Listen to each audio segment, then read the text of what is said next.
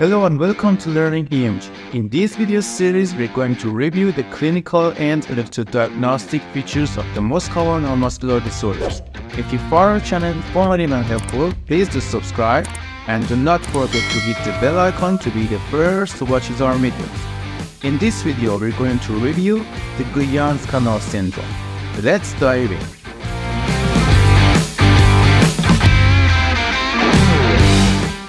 Ulnar nerve entrapment at the Guyon Canal, or also known as Guyon Canal Syndrome, is less frequent than ulnar nerve entrapment at the elbow.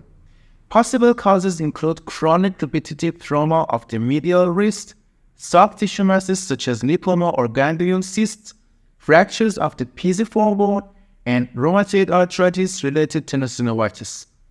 Classically, the lesions of the ulnar nerve at the Guyon Canal are divided into three types depending on the anatomical site at which the ulnar nerve is compromised. We will review these types. First, Type 1 Guyon Canal Syndrome. In Type 1 Guyon Canal Syndrome, the lesion is located proximal to the bifurcation of the ulnar nerve into the superficial sensory and deep motor branches. Patients with Type 1 Guyon Canal Syndrome present with both sensory and motor symptoms. Type 2 Guyon Canal Syndrome. The lesion involves the deep motor branch of the ulnar nerve. Patients with Type 2 Guyon Canal Syndrome present with only motor symptoms. And finally, Type 3 Guyon Canal Syndrome. The lesion involves the superficial sensory branch of the ulnar nerve. Patients with Type 3 Guyon Canal Syndrome have sensory symptoms without motor weakness. The different types of Guyon Canal Syndrome and related location of the ulnar nerve at each site illustrated in Figure 1-25 of the book. Okay, now we're going to review the symptoms in patients with Guyon Canal Syndrome. First, we're going to review the sensory symptoms.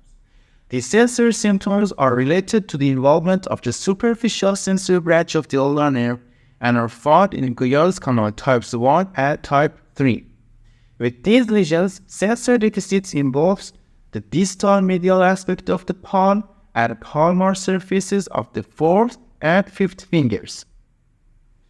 Please note that sensation over the dorsal medial head, the territory of the dorsal or non-cutaneous nerve, is spared in patients with Guyon Canal Syndrome because the dorsal or non-cutaneous is arise from the main trunk of the ulnar nerve proximal to the Guyon Canal. So, the dorsal ulnar cutaneous nerve is not involved in patients with Guyon Canal Syndrome. The motor symptoms are related to the involvement of the deep motor branch of the ulnar nerve and are found in Guyon Canal types 1 and type 2. These lesions result in weakness of ulnar innervated intrinsic hand muscles. Patients may develop weakness of fingers abduction, and loss of dexterity. In severe cases, wasting and atrophy of the hypothenar muscles and interossei muscles may develop.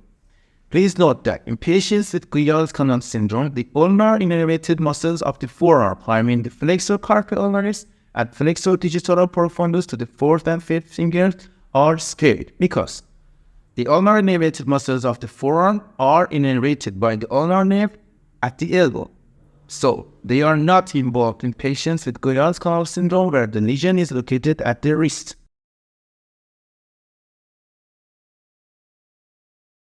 Okay, now we're going to review the electrodiagnostic findings in patients with Guyon Canal Syndrome. First, we're going to review the sensory nerve connection studies.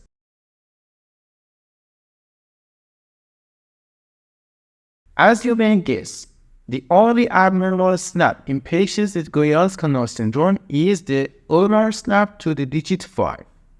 The ulnar snap to the digit 5 is abnormal in Guyon Canal Syndrome types 1 and type 3.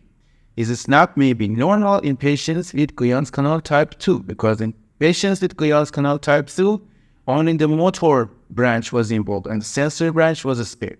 The snap to the digit 5, may be low amplitude or absent depending on the severity of the lesion.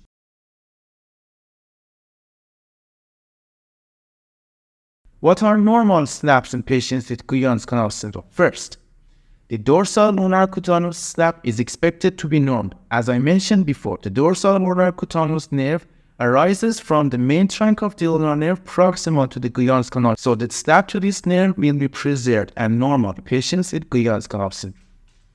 Other snaps that are normal in patients with Guyon Canal Syndrome include the MAC snap, the medial antebrachial putamen snap, and snaps of the median nerve recording from digit 1, digit 2, and digit 3. So, there are 3 normal snaps in patients with Guyon Canal Syndrome. First, the DUC snap, second, the MAC snap, and third, the median snaps recording from digit 1, 2, or 3.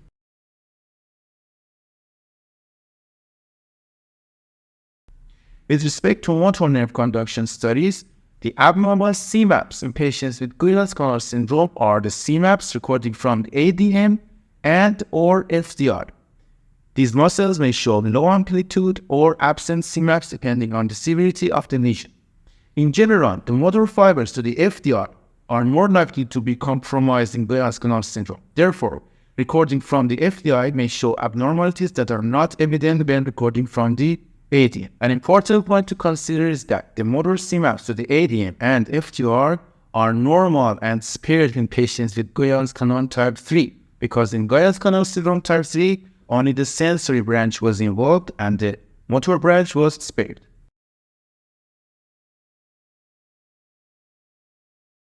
What are the normal CMAPs in patients with Guyon Canal Syndrome? First, the CMAP from the median nerve recording from the tenoidal the aperture pollicis brevis, is spared and normal in patients with Guyon Canal Syndrome.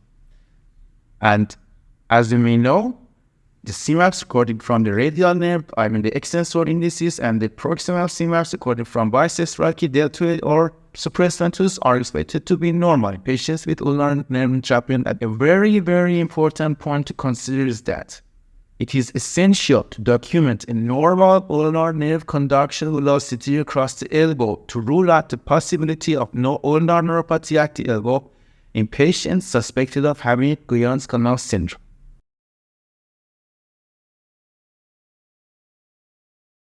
Okay, finally, we're going to review the needle EMG findings in patients with Guyon Canal Syndrome. What are muscles with neurogenic EMG findings? In patients with Guyon Canal Syndrome that experience axonal loss, the only EMG abnormalities are expected to be found in the FDI and or in ADN. These muscles are involved in types 1 and 2 of the Guyon Canal Syndrome, and these muscles may show normal EMG findings in type 3 Guyon Canal Syndrome.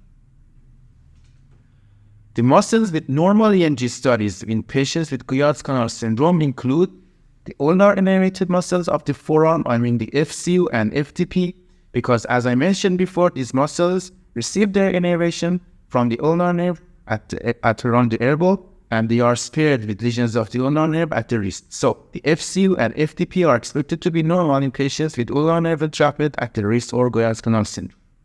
Other muscles that are normal in EMG studies include medial innervated muscles, for example, the flexor carpi radialis, the abductor pollicis brevis, and other medial innervated muscles, in addition to radial innervated muscles of the affected upper limbs. Okay, in this video, we review the clinical and electrodiagnostic findings of ulnar nerve entrapment at the wrist or Guyon Canal Syndrome.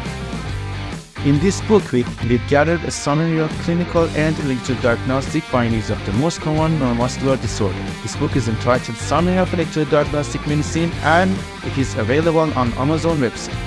You can hit the link below in the description to see the book page on Amazon website. Also, if you are interested in studying real cases related to ulnar nerve entrapment at the elbow or at the wrist, you will find our other book, Case Studies in Electrodiagnostic Medicine, interesting and helpful. This book is also available on Amazon website. Hope to see you soon with another educational video.